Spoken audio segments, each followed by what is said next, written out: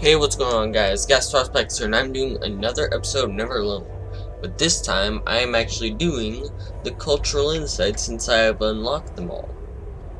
I have 24 out of 24, as you can tell. And yeah, I'm gonna mute myself and then play them, just then no background noises or anything.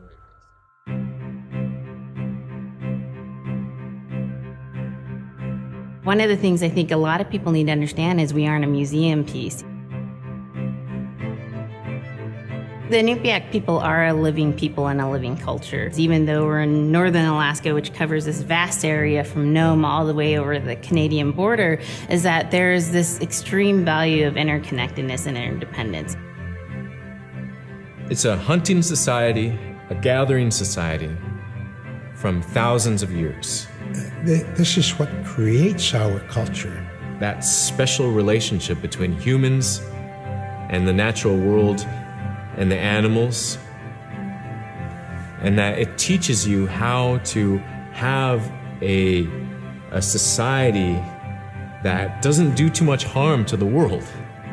Love and respect for nature, for one another, for our elders. Very, very fundamental value, key to life. Our values are something that bind us all. The importance of sharing with one another, the importance of spirituality, and the connection to the land, our traditions, how we hunt, sharing of stories and songs and dances. I'm Inupiaq. I'm from the Arctic Ocean. I am Inupiaq.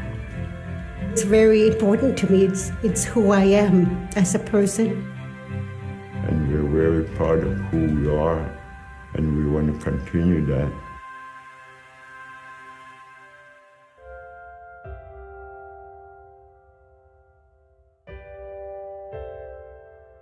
It'd be busy, busy, busy all through the day.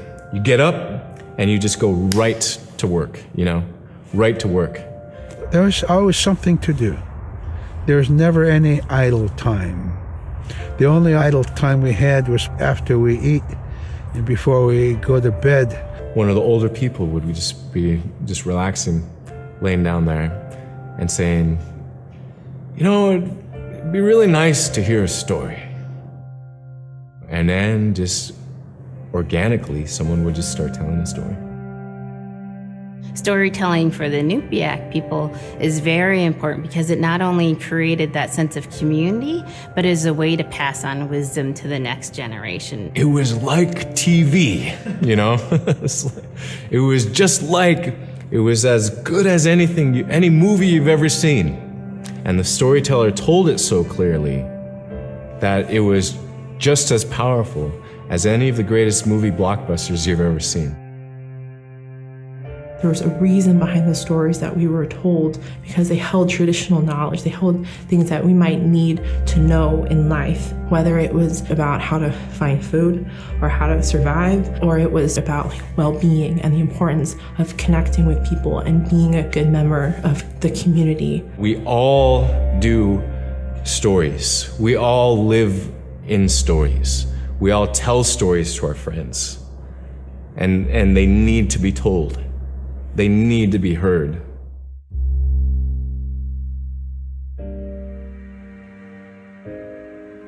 So scrimshaw is this really beautiful method of art that's done either on baleen or ivory. And traditionally it was used to tell stories. Each etching is telling a story of some event. Caribou hunting was taking place. This is what was going on. War began around this time, and so it sort of gives you a timeline of history through etching. An elder or the person who carved it would literally be able to read the scrimshaw story. They're like reading a book, in a way. A lot of the storytelling traditions would be things that after the storytelling was done, we'd just rely on the next person telling it. And so scrimshaw is a very important way for Alaskan Native people to record their history.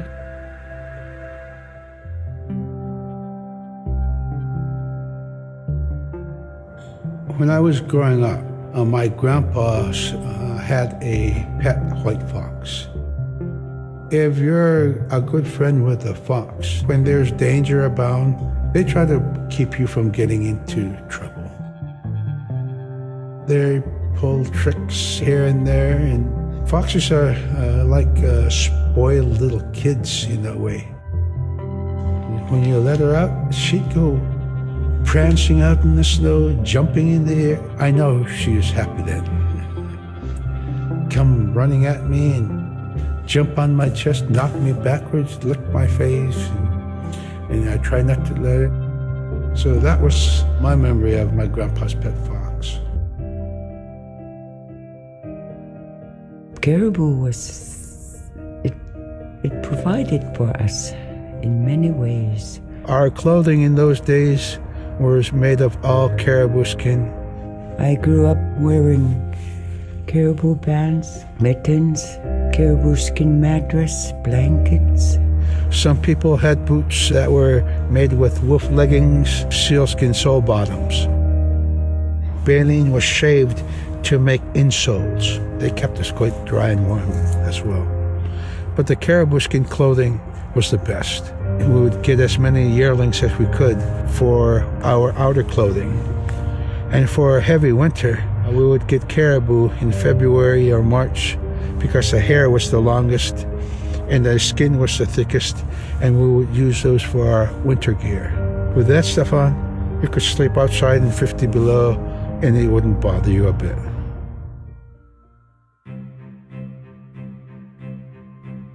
Silla is the weather. It also means the atmosphere. Here's the nuna, or the land. And it's anything from the land into the moon, the sun, the stars. That's Silla. It's a very spiritual, and we have a relationship with Silla. Silla has a soul in the same way we do as people, in the same way animals do. I think spirit helpers in and of themselves are really about how we're connected with things. And so it may be that there is a spirit helper that shows themselves as a bird to show you the way home, or it may be a spirit helper that actually decides to show themselves with the face and body of a man instead of their animal form. And so I think one of the things that's hard to understand is that it's not one way of seeing things, it's one way of knowing you're connected to everything. We've always had that spirituality of everything around us. It's the interaction you have with the air you breathe, the ocean that you gather resources from, the rivers from which you gather fish, the tundra from which you pick berries, the animals that give themselves. It's all of that.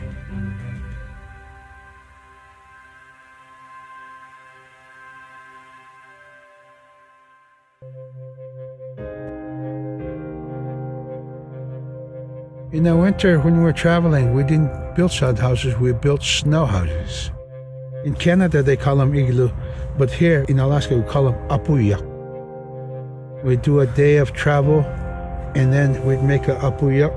The next day, my father would set traps, spend the day there, rest the dogs, give them something to eat, and then the following day, we continued to the next place. We'd go to my dad's sister, who had a house at Dubarg. They had a small sod house over there. We didn't have to do anything. We just visit with them, and my dad and his sister were glad to see each other, and they'd talk away while us kids played outside or go to sleep. By the time we get back to our home, my father would leave us with our aunt or with my grandmother, and then he'd start on his trips and go check his trap line. We were not into 8 to 5 kind of time, you know. We're in a total different kind. We're in ecological time.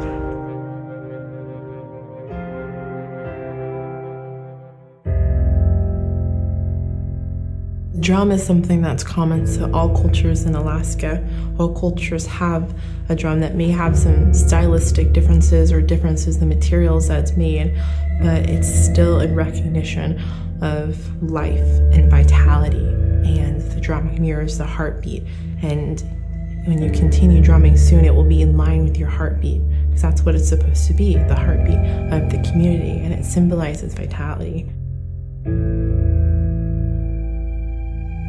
And it's the most tremendous feeling to be in a room and to have one long row of all the drummers and to have that feeling of unity, everyone beating in harmony, the drum beat in unison. It's the most beautiful feeling. And to know that you're connected, you're on the land that you are connected to. And even if you grew up outside of the community, that which is in you comes from this area. And it's the greatest feeling.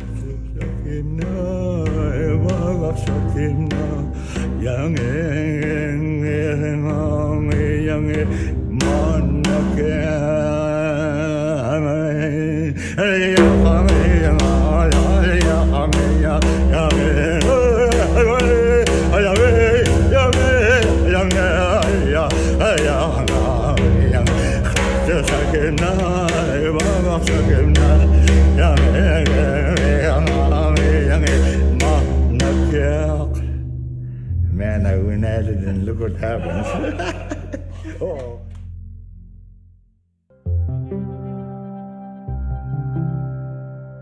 They're just like other people. They just happen to be very small and extremely strong. These are stories that are common throughout Alaska. It's normally the people are size from your elbow to the tips of your fingers, and they possess superhuman strength. So they may be tiny, but they can carry a whole caribou. And if you go up north and you talk to a number of the people in the community, they'll talk about having seen the little people. There's a place at home that we know, but we don't profess it to anybody. But it's not like the boogeyman. They can be mischievous, they can be ornery, or they can be helpers. And every now and then, we might have the opportunity to see them, especially if they want us to see them. The fact that it's across Alaska really tells you something about our history and how we interacted with nature around us.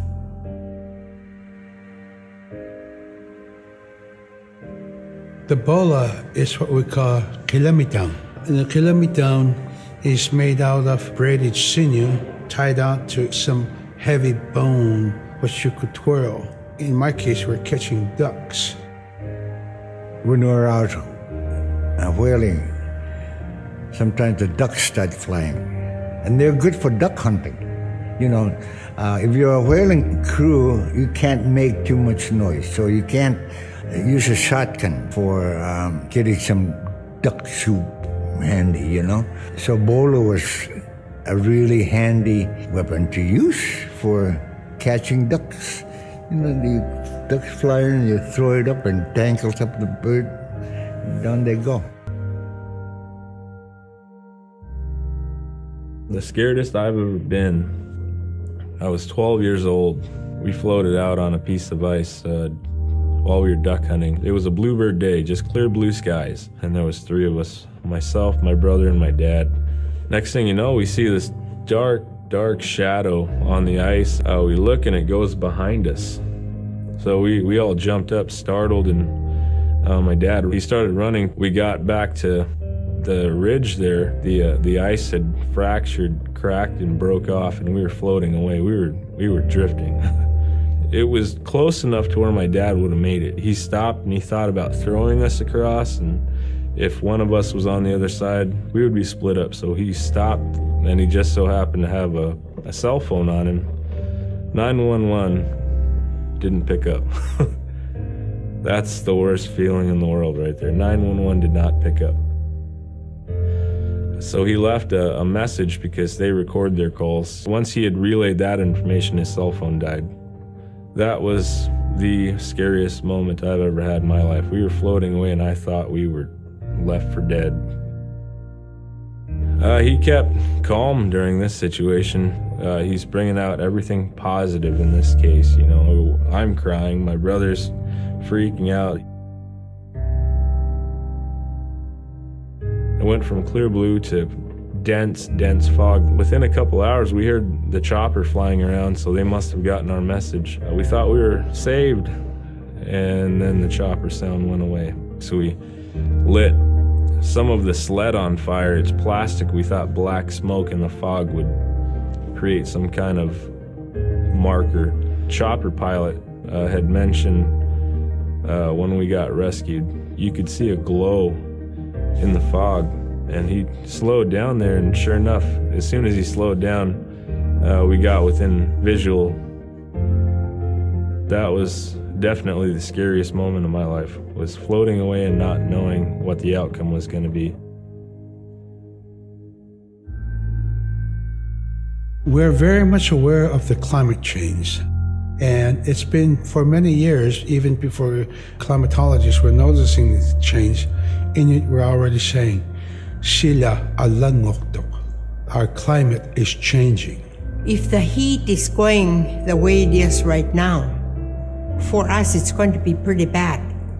Different birds are coming, and they're coming earlier, and sometimes rain is more than what we want, because when there's more rain, we know it's going to melt the permafrost.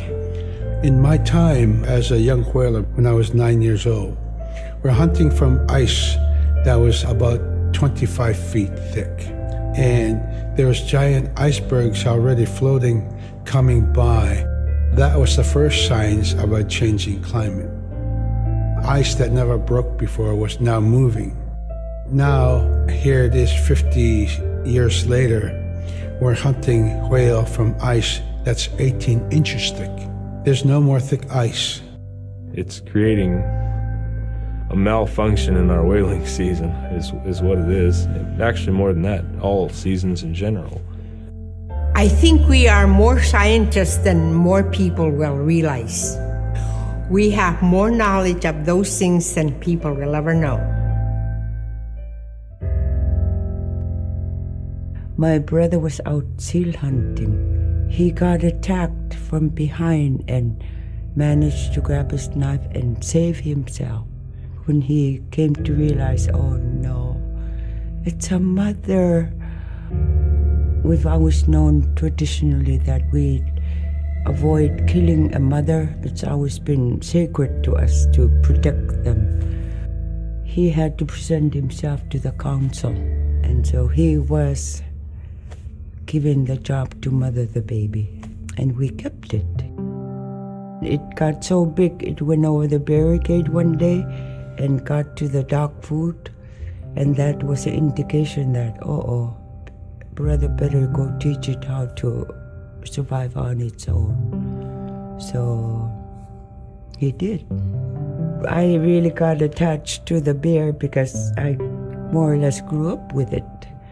And some days when brother took him walking, once in a great while he'd put me on the bear and I would ride on it like a horse. I was just happiest little girl in the world.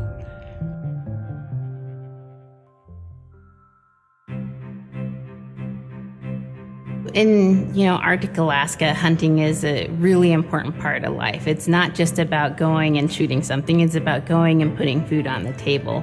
But more importantly, subsistence hunting isn't just about the insular family unit, it's about feeding the whole community. And I think that's one of the beautiful things about subsistence hunting in Alaska is that people go out and they'll go get, fish, or they'll get a caribou, and they'll get, seals and whales, and one of the first things they'll do is they'll say, I need to take this to the elders.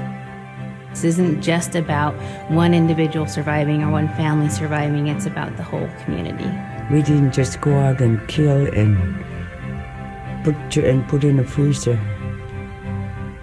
It's like a ritual that I learned from my parents. It's all about relationship. I don't know, I think there's a lot of camaraderie involved. And just being out on the land or being out on the ocean, it's like getting back in tune. I'd rather be out there. To me, once I go out there, it's the world that I learn from.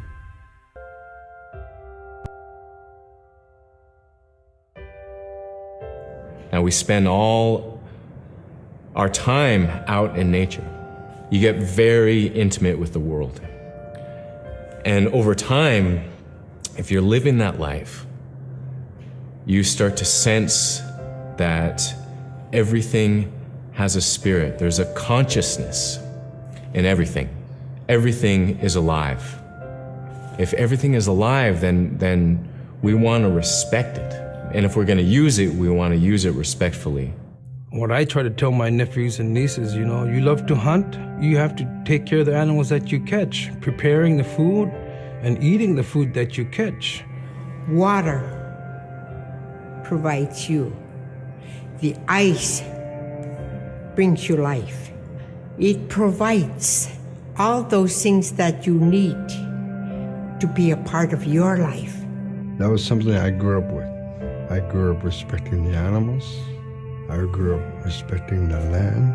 And that, to me, that is why we as Inupiaq, as an Inupiaq culture, as an Inupiaq people, is why we're so successful.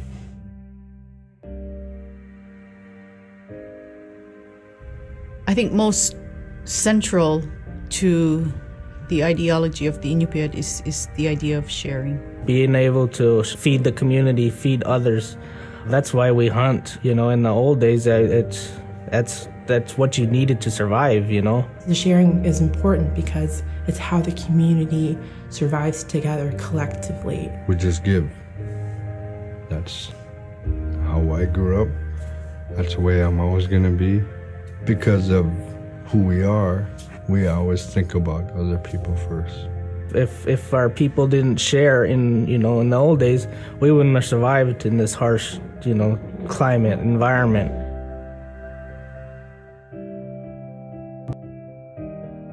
Big Diamond, Little Diamond, and King Island.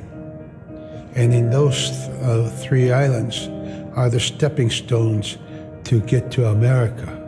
So King Island is this absolutely beautiful place off the coast of Alaska. And if you can imagine being on this really kind of rocky island that kind of shoots up from the water to these cliffs, and then all of a sudden you see these stilts, and then you look up and there are these houses. They were built on the cliff up high because of the ice.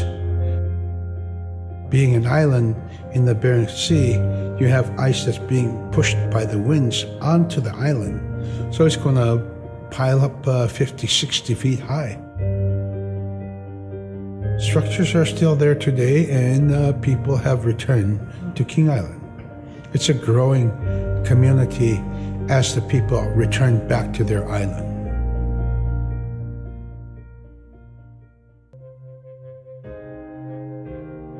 When I was young, my mom, whenever the Northern Lights came out, she'd just whistle. Boy, they come alive. Just keep whistling and that aurora will just like, you can almost hear it. And then she explained to me a little bit later that those are children, and children who've passed away when they were children. You don't want to draw them in too much, is what she said, because then they could play football with your head, play Eskimo football, and that's what they want to do. They're always playing, those children up there. Don't play out without your hood on. If you don't have your hood on, the Aurora person is going to come down and chop your head off and play ball with your head. It wasn't like they were trying to do bad, or it was like a scary story or anything like that. It was just, that's how it was, that's what it was.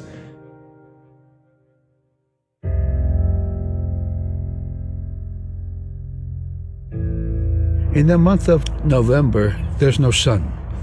So during that dark time, we travel by the light of the moon. It's quite different.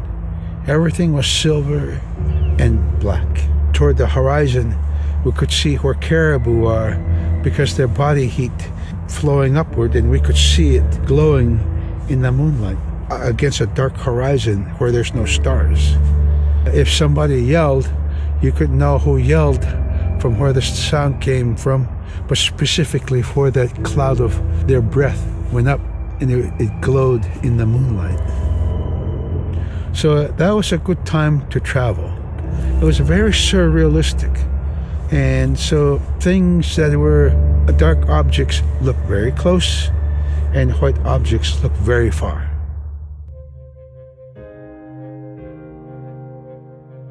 We're taught that there's no hierarchy. It's not everything else and then man, humans on top, and they're separate from everything. We're taught that everything is equal and that all the animals have a human form or can be seen in a human form. And so they have just as much or more intelligence. In fact, have a lot to teach people. And so that's how these transformations can happen. It's if the animal wants you to see it in its human form.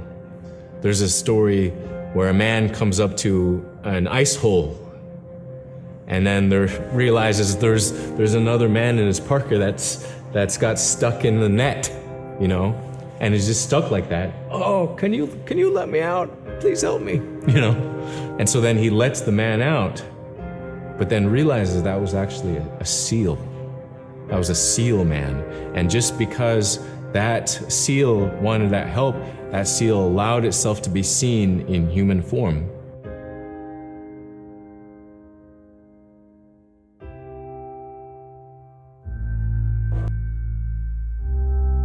We have our Dimi, the body, which returns to Nuna, the earth. And we have Atik, who is our name that has been passed down to us over the generations. The spirit of our Atik lives on so long as man remembers that name. It would be hard to describe what happens after death.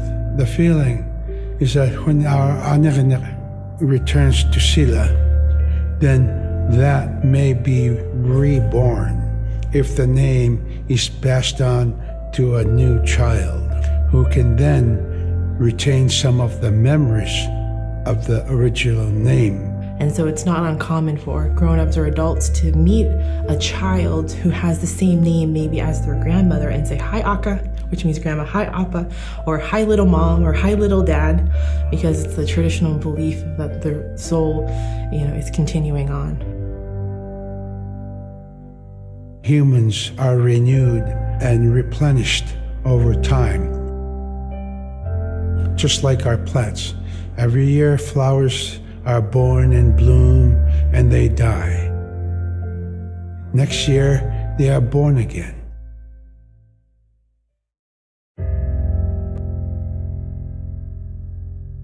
So a recurring type of character in Inupiaq stories is the manslayer. And the manslayer is kind of this bad guy. And I think really what's at risk when the manslayer comes into story is the livelihood of individuals and the whole community. And so the manslayer is really used as a way to say, don't act only for yourself, always hold the community in your heart. Oftentimes in these stories, there is one person that will stand up. And what this humble person will represent, who faces that manslayer, is a return to order, a return to true living in the community. And it just takes that one person. It could just be that one person that can help to change everything. Because everyone wants to live a good life. Everyone wants to have a good community.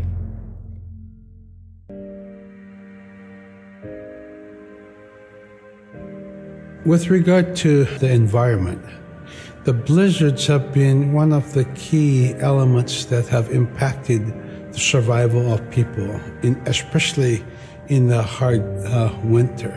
We know a blizzard is coming when the moon is starting to get fuzzy. We also look at the stars. When the stars are twinkling fast, we know a storm is approaching.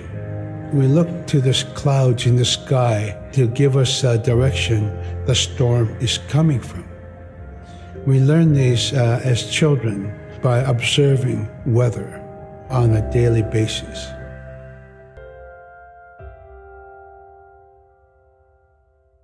With the story of Kunuk Sayuka, told by Robert Cleveland, it's just a masterwork. It's a well-known story among the Inupiaq people, and in our case, of producing a video game that really reflects indigenous heritage. It captures the imagination, and it's something that you have a very specific kind of task to do. But there's a blizzard, and it is just a non-stop blizzard that is overpowering the people. And there's one man that wants to figure it out. And in our case of the story, it's a girl that wants to find the source of that blizzard. The blizzard man, it's like that is the physical embodiment of an element of nature. And so there's a person that needs to go up and take away that's chipping away that snow. In that community, the person least expected is the one who stands up and makes the difference. Humility is something that we value, and where that comes from is the idea that you are not the biggest thing in the world. And when you live in an extreme environment like where the Inuit reside, you're at the whim of the environment, of the climate, of the animals. You can be as prepared as you can, by learning from your elders, but you're not the biggest force in the world.